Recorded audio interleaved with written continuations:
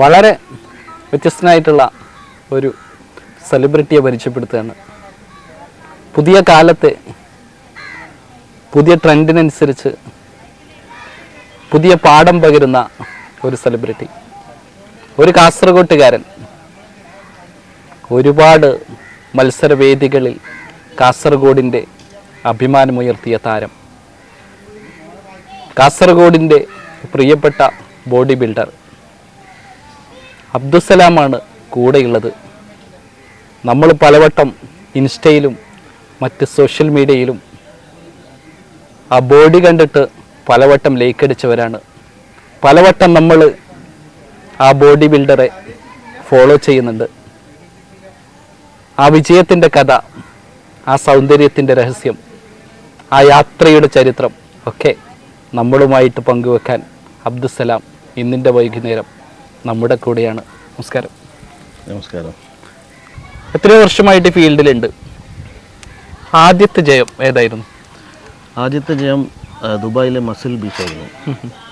2019 corona ടൈമായിരുന്നു. കൊറോണയുടെ തുടക്കം. അവിടെ ജയിച്ചു. അതാണ് എൻ്റെ ഫസ്റ്റ് കോമ്പറ്റീഷൻ സ്റ്റേജ്. പിന്നെ ഒരു 5 സ്റ്റേജ് ചെയ്തു. 5ലും വിന്നായിട്ടുണ്ട്. എല്ലാം മൊത്തം ദുബായിലായിരുന്നു. ഇന്ത്യയിൽ മത്സരിച്ചിട്ടില്ല. ഇന്ത്യയിൽ ലാസ്റ്റ് എവിടെ ഒരു റീസെൻ്റ്ലി ഒരു 10 ദിവസം മുന്നേ മത്സരിച്ചിരുന്നു ഷെയറു ക്ലാസിക്. അവിടെയും അതിലും പ്ലേസ് ചെയ്യുന്നുണ്ട്. ഈ വിജയത്തിന്റെ രഹസ്യം എന്താണ്? കാരണം ഈ ഒരു ബോഡി ബിൽഡ് അത് എപ്പോഴും ആ ഒരു സൗന്ദര്യം കാത്തുസൂക്ഷിക്കുന്നു. ബോഡി ബിൽഡിങ് എനിക്കൊരു പാഷനാണ്. ചെറിയ പ്രായം തൊട്ട്, ചെറുപ്പം മുതൽ തന്നെ. പിന്നെ നമ്മുടെ ലൈഫ് സ്റ്റൈലിന്റെ ഭാഗമാണിത് ബോഡി ബിൽഡിംഗ്. അല്ല, ഇതിനു വേണ്ടിയിട്ട് പ്രത്യേകമായിട്ടുള്ള ഡേറ്റിംഗ് അല്ലെങ്കിൽ ഒരു തയ്യാറെടുപ്പ് അങ്ങനെ എന്തെങ്കിലും ചെയ്യുന്നുണ്ട്? എങ്ങനെയാണ് അതൊരു വ്യായാമം അതൊക്കെ? അത് എനിക്ക് കോച്ച് ഉണ്ട്, പ്രോപ്പർ ആയിട്ടുള്ള പ്രൊഫഷണൽ കോച്ച് ഉണ്ട് ഇപ്പോൾ. എവിടെയാണോ? ദുബായിൽ. ജാസിം അലലി ആയിരുന്നു എൻ്റെ ആദ്യത്തെ കോച്ച്. ഇപ്പോൾ അവർക്ക് വേണ്ടിയിട്ടായിരുന്നു കളിച്ചിരുന്നത്. അവരുടെ ജിമ്മിൽ, ഒളിമ്പ്യ ജിമ്മിലായിരുന്നു. ഇപ്പം ഡഞ്ചൻ എന്ന് പറയുന്ന ജിമ്മുണ്ട് ദുബായിൽ. അവരാണ് എൻ്റെ കോച്ച് അബ്ദുള്ള. ഞാൻ ചോദിച്ചു വന്നത്, അതായത് ഈ ഒരു ഇതിനു വേണ്ടിയിട്ട് എത്ര സമയം മാറ്റി വെക്കും? രാവിലെ അല്ലെങ്കിൽ രാത്രി? ജിമ്മിന് വേണ്ടി മാത്രം? ജിമ്മിന് വേണ്ടിയിട്ട് 1 മണിക്കൂർ ഡെയിലി.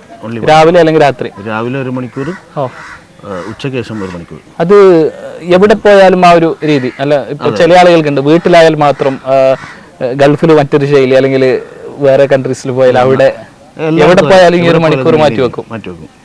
ഭക്ഷണക്രമം സ്ട്രിക്റ്റ് ആണ് എൻ്റെ മൊത്തത്തിൽ ഡയറ്റ്. അവിടെയാണെങ്കിൽ ഇവിടെയാണെങ്കിൽ ചെയ്യും. രാവിലത്തെ ഇങ്ങനെ ആണ്? ഒരു 6 മീൽ ഡെയിലി എടുക്കും ഞാൻ. 6 മീൽ ഉച്ചയ്ക്ക്? അല്ലല്ല, രാവിലെ മുതൽ രാത്രി വരെ അങ്ങനെ കുറച്ച് കഴിക്കും. പിന്നെ ഈ ഒരു വലിയൊരു ബോഡി ബിൽഡറാണ്. ഇൻസ്റ്റയിലൊക്കെ സജീവ സാന്നിധ്യമാണ്. നിരന്തരം വീഡിയോസൊക്കെ വന്നുകൊണ്ടിരിക്കുകയാണ്. ഈ ആൾക്കൂട്ടത്തിനിടയിൽ ഇറങ്ങുമ്പോൾ, പുതിയ കാലമാണല്ലോ, പുതിയ തലമുറയ്ക്ക് ഒരു ബോഡി ബിൽഡ് എന്ന് പറയുന്നത് വലിയ ആവേശത്തിന്റെ ഒരു കാര്യമാണ്.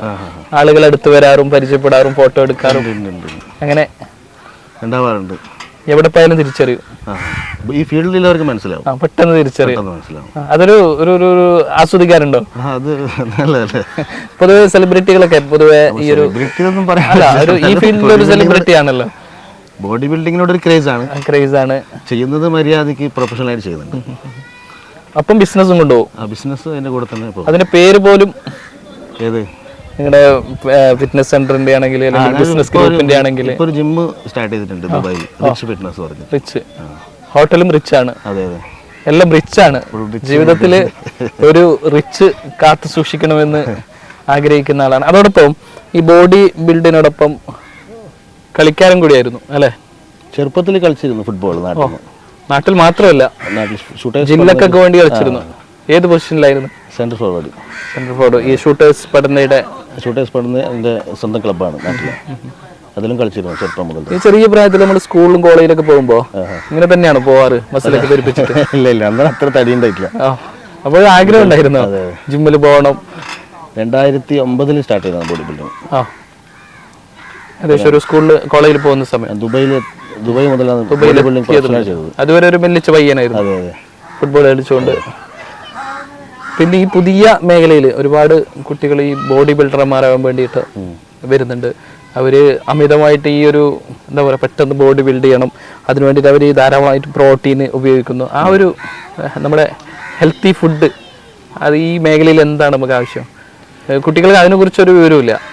കാരണം ഈ ഒരു ബോഡി ജിമ്മിന് പോകുമ്പോൾ അല്ലെങ്കിൽ ബോഡി ബിൽഡ് ചെയ്യുമ്പോൾ നമ്മൾ കഴിക്കേണ്ട ഭക്ഷണങ്ങൾ പെട്ടെന്ന് പ്രോട്ടീൻ അടിച്ചിട്ട് പെരുപ്പിക്കണം എന്നുള്ളതാണ്.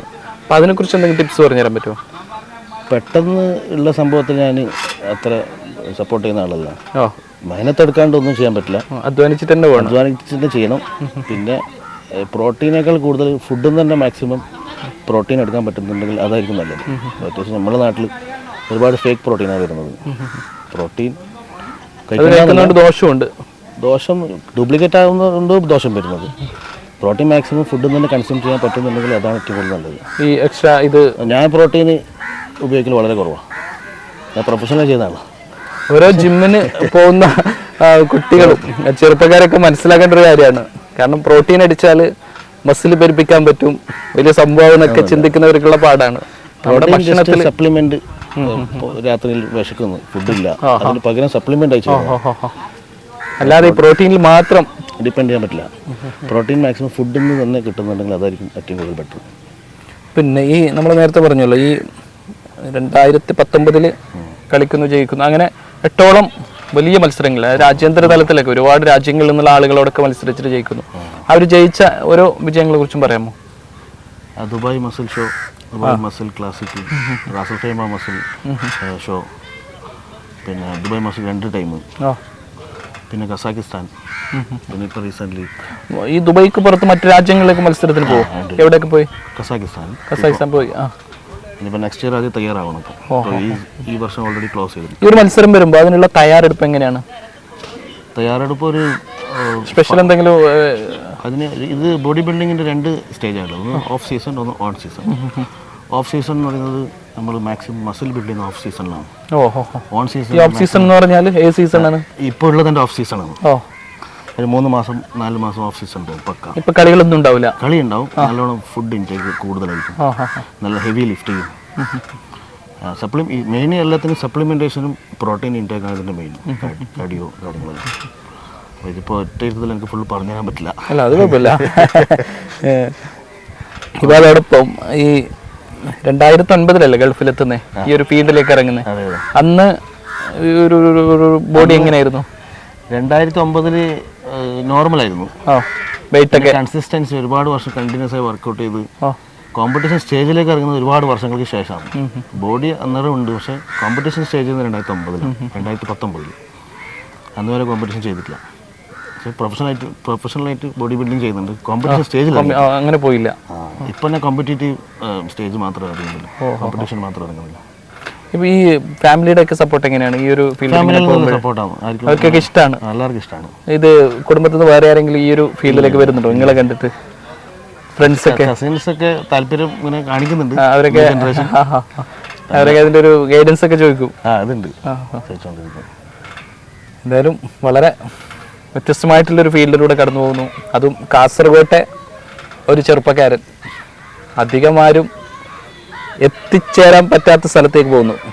ബോഡി ബിൽഡർമാരായിട്ട് ഒരുപാട് ആളുകൾ ഉണ്ടാവാറുണ്ട്, പക്ഷെ അതിൻ്റെ ഒരു മറ്റൊരു ലെവലിലേക്ക് പോകാൻ പറ്റുമെന്ന് പറഞ്ഞാൽ അത് വലിയൊരു കാര്യമാണ്. ഇനി അടുത്ത പ്ലാൻ എന്തൊക്കെയാണ്? അടുത്ത നെക്സ്റ്റ് ഇയർ 2025 ദിസ് ഇയർ ഒരു നല്ലൊരു കോമ്പറ്റീഷൻ ചെയ്യണം. ദുബായ് പ്രോ ചെയ്യും. അത് ദുബായ് ആയിരിക്കും? ദുബായിലാണ്. അതും ഇന്റർനാഷണൽ മത്സരം മാത്രമാണ്. ഇവിടെ നാട്ടിലെങ്ങനെയാണ്? കാസർഗോഡ് അല്ലെങ്കിൽ കേരളത്തിലെ നാട്ടിൽ ഇതുവരെ മത്സരിച്ചിട്ടില്ല. ആഗ്രഹമില്ലായിരുന്നിട്ടോ അല്ലെങ്കിൽ തിരക്ക് കാരണം വരാൻ പറ്റാതിരുന്നു? ഞാൻ അധികം ദുബായിലാണ് കൂടുതലും. എൻ്റെ ലൈഫ് ബിസിനസ് ഒക്കെ അവിടെയാണ്. അപ്പോൾ ഞാൻ അവിടെയാണ് കൂടുതൽ പ്രിഫർ ചെയ്യുന്നത്. എന്നാലും ഇവിടെ നമ്മുടെ നാട്ടിൽ ധാരാളം, കൊച്ചിയിലൊക്കെ ധാരാളം മത്സരം ഉണ്ടാവാറുണ്ടല്ലോ. ഞാനതിൽ ഇതുവരെ ട്രൈ ചെയ്തിട്ടില്ല. ആഗ്രഹമുണ്ടോ? ഇല്ല. ഗൾഫ് കേന്ദ്രീകരിച്ചിട്ട് നിറഞ്ഞിരിക്കാൻ പ്രോ ഷോ മാത്രം ചെയ്യാൻ. എന്തായാലും വളരെ വ്യത്യസ്തമായിട്ടുള്ളൊരു അനുഭവമാണ്. വളരെ ആവേശം പകരുന്ന ഒരു ജീവിത കഥയാണ്. പല കുട്ടികളും പല ചെറുപ്പക്കാരും ന്യൂ ജനറേഷനും മസിൽ പെരുപ്പിച്ച് നടക്കാൻ ആഗ്രഹിക്കുന്ന കാലമാണ്. അവിടെയാണ് അബ്ദുസലാം നമുക്ക് മുന്നിൽ ഇങ്ങനെ നിറഞ്ഞു നിൽക്കുന്നത്. പക്ഷേ ആ മനുഷ്യനിൽ നിന്ന്, ആ താരത്തിൽ നിന്ന് നമ്മൾ പഠിച്ചെടുക്കേണ്ട ഒരുപാട് കാര്യങ്ങളുണ്ട്. ഒന്ന്, കഠിനാധ്വാനം ചെയ്താൽ മാത്രമേ വിജയത്തിലെത്താൻ കഴിയുകയുള്ളൂവെന്ന് അദ്ദേഹം പറയുകയാണ്. 2, വിജയത്തിന് കുറുക്കു വഴികളില്ലെന്ന് അദ്ദേഹം ഓർമ്മിപ്പിക്കുകയാണ്. ഭക്ഷണത്തിൽ തന്നെ, ഡയറ്റിങ്ങിൽ തന്നെ നമ്മുടെ ബോഡിയെ എങ്ങനെ ബിൽഡ് ചെയ്യാമെന്ന് അദ്ദേഹം പറഞ്ഞു തരികയാണ്. ഒരുപാട് സ്വപ്നങ്ങളുള്ള, ഒരുപാട് കാഴ്ചയും കാഴ്ചപ്പാടുമുള്ള താരമാണ്. കാസർഗോട്ടിൻ്റെ അഭിമാനമാണ്. എല്ലാറ്റിനുമപ്പുറം ഒരുപാട് വിജയങ്ങളുമായിട്ട് തിളങ്ങി നിൽക്കുമ്പോഴും സിംപിൾസിറ്റിയും എളിമയും വന്ന വഴിയും മറക്കാതെ മനുഷ്യനെ ചേർത്ത് നിർത്തുന്ന ആളാണ്. ഇനിയും ഒരുപാട് വിജയത്തിലെത്തട്ടെ എന്ന് ആഗ്രഹിക്കുകയാണ്, പ്രാർത്ഥിക്കുകയാണ്. എല്ലാവിധ നന്മകളും നേരുകയാണ്. All the best. Thank you so much.